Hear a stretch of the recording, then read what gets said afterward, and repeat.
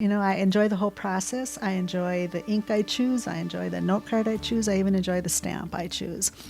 And I get so much enjoyment out of it. And then I have one overriding concern is that somebody's going to see a note in their mailbox and think, oh, now I'm going to have to write back because I don't want anybody to have that feeling. But I know how I feel when I go to the post office and there's a real note or a real letter amidst all the stuff that you mostly throw away, and I enjoy it, which is why I do it.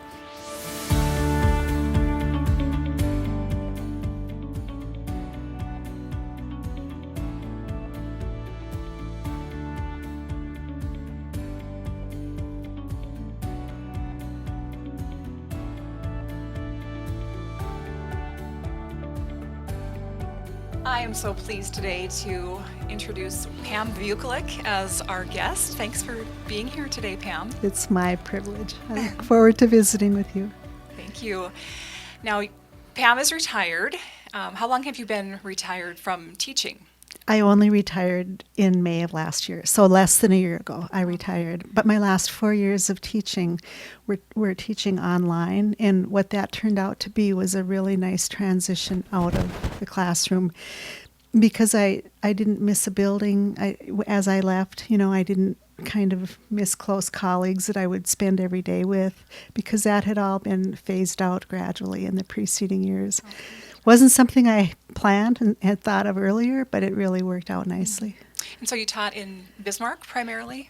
Yeah, my last 10, 12 years of teaching were at Bismarck High. But my first year of teaching was in the tiny town of Litchfield, North Dakota. Really? And then I taught at St. Mary's for a while. So I've taught in public, private, big and small schools. And then online. So I really had a varied experience. And was it always home economics? I mean, that's how people of my age would remember it. Right. And I say that often because for that reason. But several years ago, it was renamed FACS, F-A-C-S, which stands for Family and Consumer Sciences. It was just viewed as something that would be more contemporary and more of a better sell, I think, for potential students. But you do still hear home economics occasionally. Yeah. How did it evolve over the years, from how many years did you teach? Oh, because I did other things in between, I can't tell you exactly how many years. I'm thinking maybe in the neighborhood of 25. Okay. And I would teach a year or two here, and then I got married, and we went there, and several were part-time. But as far as the evolution, like everything else, technology was a huge change factor. And really course content and course offerings, too. I think the 4 courses that I was teaching at the end of my career online were family living, independent living, child development, and parenting. So you can see they're all sort of similar. But and part of that was because I was teaching online, we weren't going to be in the foods lab or in the sewing lab, things like that, right. Which they still do. But even then, when I was at Bismarck High and was in the foods lab, one of my favorite classes and one that became more and more popular, we kept adding sections, was Foods of the World. And so we had 10 days on Italy and 10 days on Mexico and 10 days on Scandinavia and Ireland. And it was really popular with the kids. I bet it was. And it was fun to teach. And really, foods wasn't my thing. My degrees are in home economics, education, and textiles and clothing with a French minor. Then I went back and got a master's, and that I focused on communications. So I lost my train of thought. Do you speak French? Well, I can read French better than I can speak it, and that has come in very handy because there's so much food terminology that's French, and just everyday language. There's a lot of French, and so at least I know how to pronounce it correctly. And sometimes I have to look it up. But well, if you get the urge to break into some French here, answering some questions, okay. Go for it. Okay. It'll sound beautiful. Merci beaucoup. I think I recognize that one. Yeah. Interesting that food wasn't your thing because as a writer for Inspired Women magazine and a team member with us, that's what you focused on a lot. And that was out of necessity. When a job opened at Bismarck High, the person who was retiring was a very good foods teacher. That was the slot I needed to fill. So I really needed to educate myself. I really needed to work at it. And then there was a time, and I'm veering off here, which I probably will do more than once. That's all right. Our son has been in the military, and he was deployed several times, and the deployments were really hard on me. And he would tell me that when we, once every 6 months he'd call home, and I remember one particular Christmas day when he called and he said, "Mom, this is harder on you than it is on me. So don't worry about me." Well, of course that wasn't the truth because later on I found out what his job was. But because of that, I had to focus on something. I had to work really hard to occupy my thoughts with something that was productive. One of those years, one of those deployments, I decided that I would offer cooking classes for adults in my home. And so I would have as many as 11 people sitting around our kitchen table, and we'd talk, and I'd have brochures prepared, and then they'd all split up and do different jobs, and then we'd come together at the end and Wow. have a meal or whatever. Oh my goodness. It was- I can see it. It was I can great just see fun. it. and a tremendous amount of work. I think back to it now that, having all these stations prepared and recipes tested and groceries purchased and all of that. But my big fat Greek dinner was one of them, and we did some that were around appetizers. Did a lot of them, and so that took up 1 year's worth of mind diversion. Yes. Can I ask what his job was? At that time, he was a gunner in a Humvee, and then he had another job where he was one of two who went out in a vehicle to look for IEDs to be made ineffective. I don't know. So it was dangerous work. Yeah. And you didn't find out until later. he didn't. His dad knew, but I never knew exactly what the job was. Probably best. Yeah. Yeah. So the occupying your mind with cooking and sharing these meals together, did it work? It did work. And then just one other example of that, he sent me a message one time that said, "We have strange pillows and pillowcases don't fit. Do you think you could make a pillowcase that would fit?" Well, anybody can make a pillowcase. And then he said, and maybe if you could make one for my, I don't know the terminology, if a small group, platoon maybe. If you could make one for everybody in my platoon. And so I got American flag looking fabric and made 11 or 13 pillowcases and sent them off. And then a light bulb went off. And I created something called Operation Now I Lay Me Down to Sleep. And I solicited pillowcases from friends, and everybody I talked to in the Tribune wrote an article about it. In the end, we sent off 1,500 pillowcases. Oh, wow. And every person in his battalion got 2 pillowcases. And it was such a fun project because 4-H groups and Lions women and classes in the schools would do them, and I'd come home and there'd be a bag of pillowcases hanging on my doorknob. Goodness. And then the fabrics would be like Minnesota Vikings and fishing and, all kinds of fabrics. And so then I would send them to the battalion commander, and he'd dole them out, and then they could choose something that was meaningful to them. And I got several messages back, including one from a woman who said that she was using hers as curtains instead of a pillowcase. Sure. So it was another tremendously rewarding project. Absolutely. It was fun.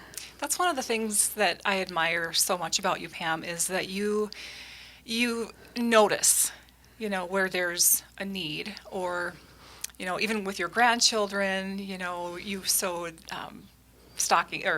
Christmas stockings, Halloween costume. Halloween costumes. I forgot to bring the little jar that you sent some choke cherry syrup, which was amazing. You give, and of yourself a lot, and it's meaningful, So, on behalf of people who are recipients, thank you. Oh, well, thank It's really you. special. It's one of the gifts of retirement is that you have time to do things that are for other people, and I really appreciate that. Are you enjoying retirement? I am. I am. It doesn't. It's very nice not to be tied to my laptop to responding to students' questions and that kind of thing. But I can't really identify that it's been such a change because I've kept so busy. It's not like I've, sat around wondering what I'm going to do tomorrow or so. It's good.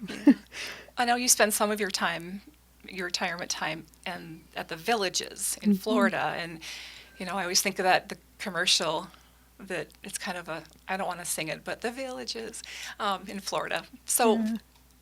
Living there, what's that like, and how long do you stay there? It's a wonderful place to be, but I have to quickly say that I have such ambivalent feelings about it, and my husband knows this better than anybody because it pulls me away from where I really, really love to be, which is here with my grandchildren and my wonderful neighborhood and my friends.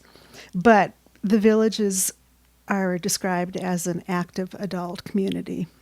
And I think 80% of the people living there have to be 55 or over in order to get special designations. I'm not sure what they are. So there are younger people.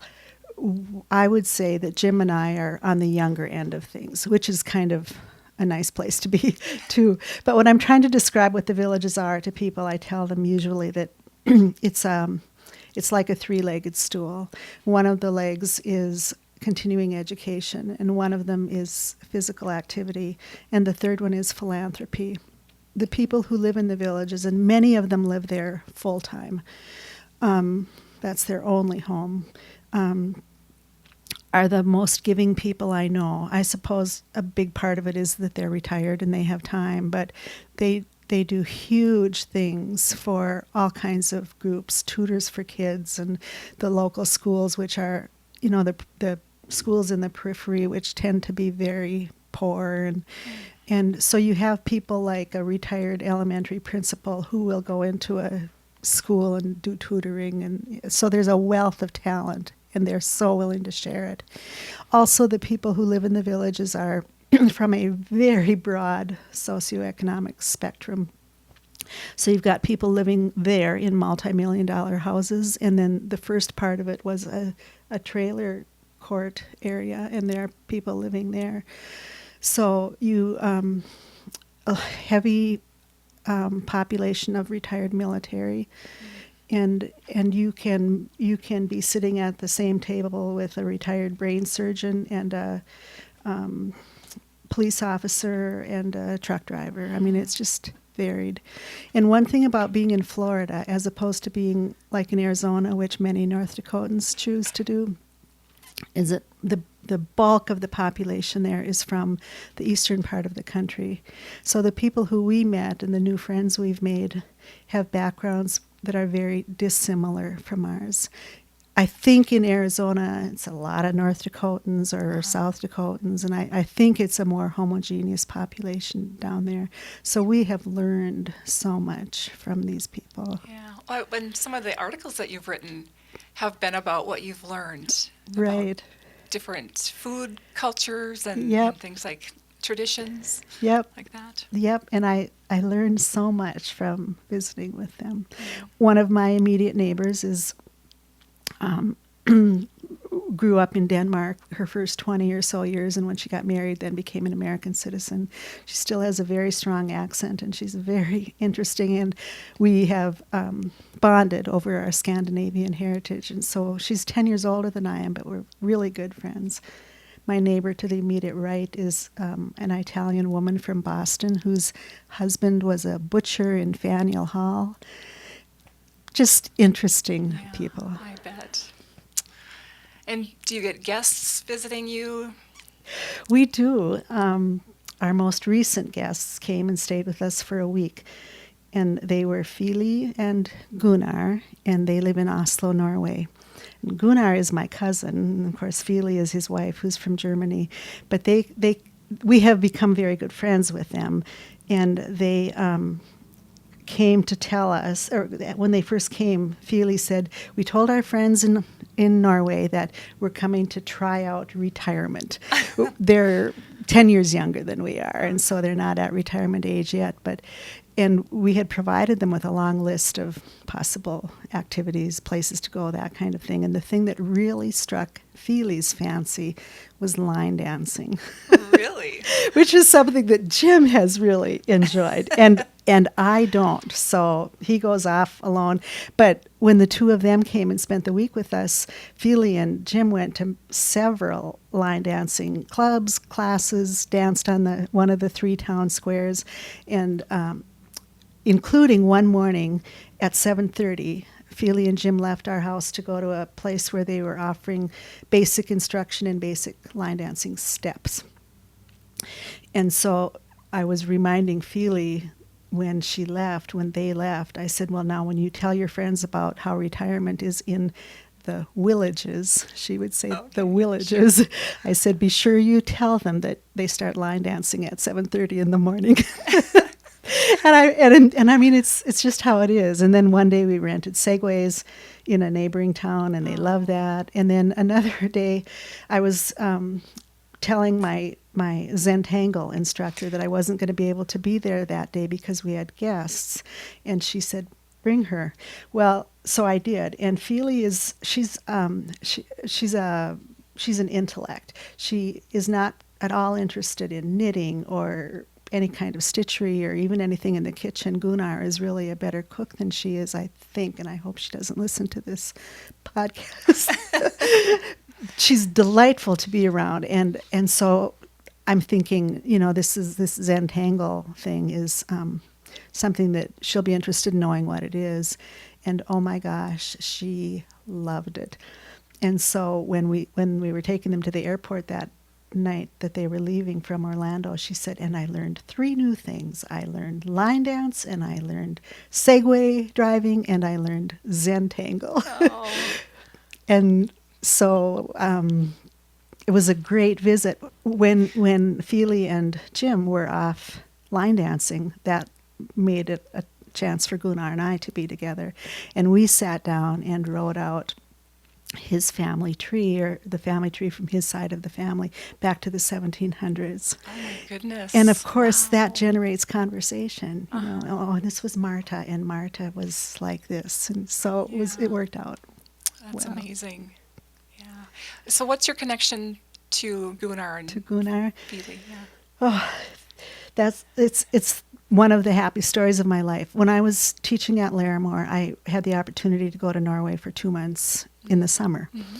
Before I left, my dad showed me a amateurish painting of a church building with an obelisk in front of it in a very small town at the tip of the Hardanger Fjord, and there were 2 homes in the background. And he said, I have been told this is my father's home in Eidfjord.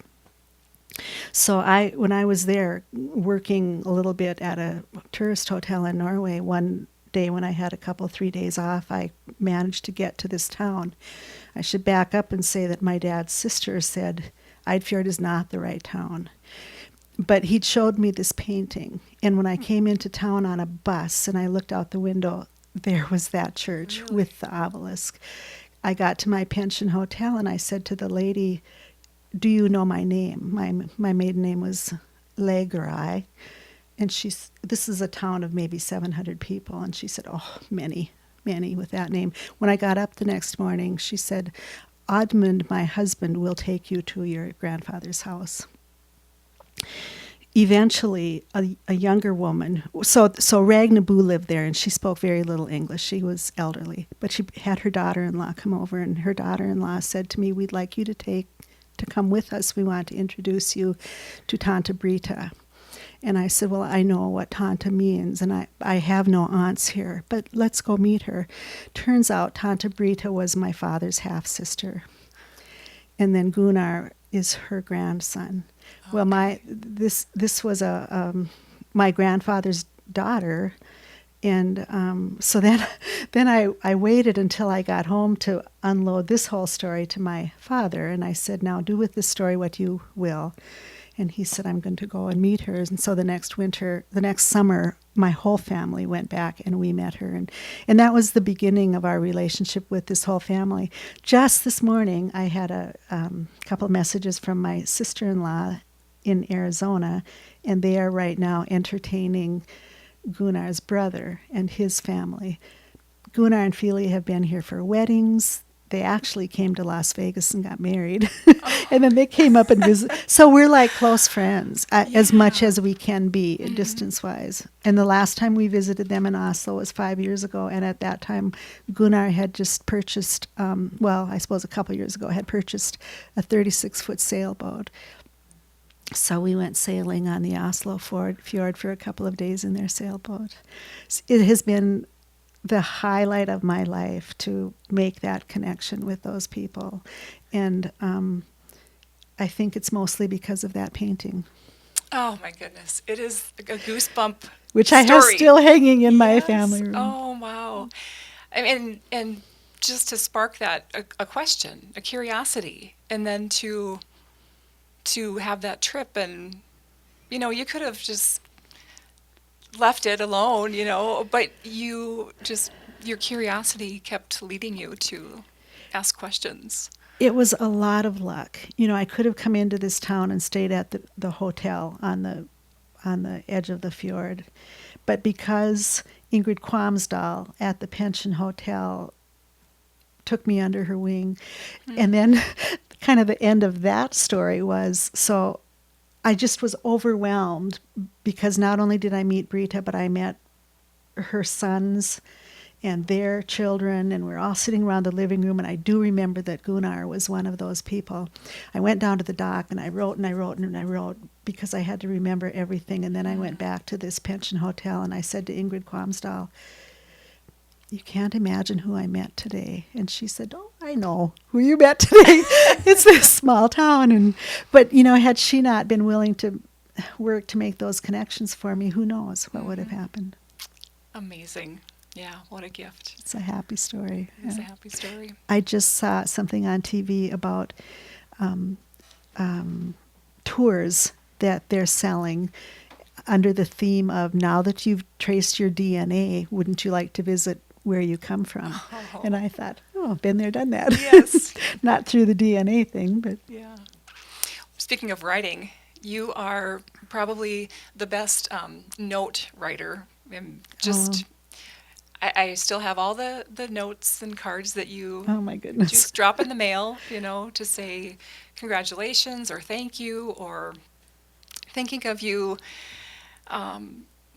That's a rare thing these days, and another gift that the recipient really appreciates. So, what keeps you writing? I enjoy it. Handwriting. I enjoy it. I enjoy the whole process. I enjoy the ink I choose. I enjoy the note card I choose. I even enjoy the stamp I choose. And I get so much enjoyment out of it. And then I have one overriding concern, is that somebody's going to see a note in their mailbox and think, oh, now I'm going to have to write back, because I don't want anybody to have that feeling. But I know how I feel when I go to the post office and there's a real note or a real letter amidst all the stuff that you mostly throw away, and I enjoy it, which is why I do it. Yeah. And so I keep a journal, a gratitude journal. I have done that for many years, and my commitment is that I will write a note a day, and I make note of that, which keeps me honest, that I keep that commitment. How many do you write a day? How many journals do you have? Because I can imagine you are writing these notes often. Well, I think I have 4 on my mailbox today and I'm in one more in progress, and that's kind of atypical, and that's because of all the people I've been able to connect with now when I've been home for these 10 days or so. But the minimum is 1 a day. But now, if I do 4 or 5 a day, then I will give myself a couple days off if I need to. But there have been times when I've had to search for a reason to write to somebody so I could make that commitment.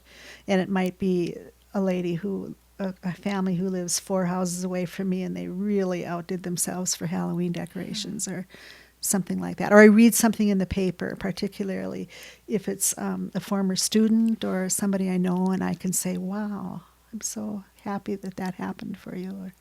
Or, but really, honestly, I get so much enjoyment out of it myself that I don't feel like it's an unselfish act. It's just a good thing. Yeah. Oh, it's wonderful. Well, what about writing for Inspired Woman magazine and being on the advisory board and our team? Is there an article in particular? This is such an unfair question. Is there one in particular that you really enjoyed writing or researching? Well, I'll tell you how it started. I had to go back because I wasn't sure, but in 2004, when Kim Jondal was the editor, Yeah. and I was so enjoying the magazine, and I don't think I knew Kim personally at that time, although later on we ended up being in the same book club. I wrote an article about chili peppers, and I think I titled it "Some Like Them Hot." And I had learned a lot about chili peppers because of my Mexico unit in my foods class. Sure. And so I wrote the article, and I said, would you ever want to print something like this in the magazine? That was in the fall of 2004, and I've basically been writing, ever since. So that one was memorable. But more recently, I liked the one that I wrote a few months ago that was about comfort foods, because that was one that I could sit down. It was the Easter table in Florida. We were with neighbors, like I said, from all over, and I did this impromptu survey about, so where you come from, what's comfort food? So you learned a lot about the differences in parts of the country. For one person, it was tamales, and for another person, it was brown bread in a can that you bake in the can, which I'd never heard of. Another one that I really liked and had a lot of feedback about was the one about music. Because the magazine has a theme and my charge is food, I sometimes think, oh my gosh, where do I get music and food to come together? So then you have to work a little bit at it, talk to people, read, buy books, whatever, do some research. And so that's something that I value about writing the articles, is that I learn a lot in writing them. You're a learner. Well, I should say, so when we first visited the villages, it was 5 years ago, and I was less than lukewarm. And my husband was enamored, mostly because there are over 600 holes of golf, and most of it's free. And I've already told you about the other benefits. But so the guy who's the kind of the PR guy talking to us says, so you golf too? And I said, well, I golf, but it's not my thing. And he said, well, what's your thing? And I said, my thing is to learn. And so then he pulled out their enrichment catalog, which has this list of all these courses you can take, everything from making, this sounds very trivial, and it is, but making animals out of balloons to genealogy to everything you can imagine. So all those courses were available. More than that, though, there are almost 3,000 clubs where you can go to learn how to make baskets or zentangle or trace your genealogy or get better with your electronic stuff. And all these club things are free, too. They have to be. 3,000? Nearly 3,000. Oh, my goodness. Yeah. Never a dull moment then. There's even one, if you have an electric golf cart, because they're quieter than the gas. No, I think if you have a certain kind of golf cart, you can join this club that is synchronized golf cart driving. Oh, funny. There are cheerleaders, there are hula dancers. Wow. And although Jim's initial interest was golf, really now his interest is music, and he's in probably 6 different groups ranging in size from 150 to 4. And just before I left to come home, they had their hootenanny, their 5th hootenanny, which he sings in. It's a group of 14 men and women, and they sing Peter, Paul, and Mary and Kingston Trio, and they sold, I think, 600 tickets for that concert. But when I sold, once they paid for the rent of the church and the cost of the music, all proceeds go to a place like Tutors for Kids or something like that. So that's the philanthropy Yeah. part. Pam, I could talk to you all day. Really, I wish we had more time. I want to ask one last question, and this is the question that we always wrap up with. The tagline for Inspired Woman magazine is, "She believed she could, so she did." So we've borrowed that for the last few years. It just fits with the mission of the magazine, to celebrate, encourage, empower, educate, entertain, and connect women. She believed she could, so she did. Is there a time in your life that you can see where that was true for you, or maybe is true? I will say that being married to Jim, he has filled my life with adventure, and there have been many times when I've been less than enthused about what's coming next, including going to the villages. And another example was my 40th birthday when he bought me a hot air balloon ride, and I was just sick. I was petrified and anxious, and then it was a most beautiful experience. Maybe, though, to more directly answer your question, it would be the online teaching. And that's another thing that I give Jim credit for. He just thinks that I could do it. Don't worry about it. You can do it. Because it was a huge change. At my age, technology is not a natural thing like it is for the younger people. You too, I'm sure. So it was going to be there were going to be some challenges, but it turned out to be a really wonderful thing. Yeah. So, And I bet you're missed as an educator. Well, nobody can't be replaced, and everybody has new ideas, and so I'm sure things are going very well. But I am grateful that I was able to have the experience. Well, Does Pam, that help answer that question? It does, yes, definitely. And I just have to say I'm grateful for you. Inspired Woman appreciates you. I know our readers do, because as you have mentioned, people have asked about the magazine and when is the next one, and so thank you. Thanks for being part of Inspired Woman magazine and sharing your story. My privilege. I thoroughly enjoy it. Thank you.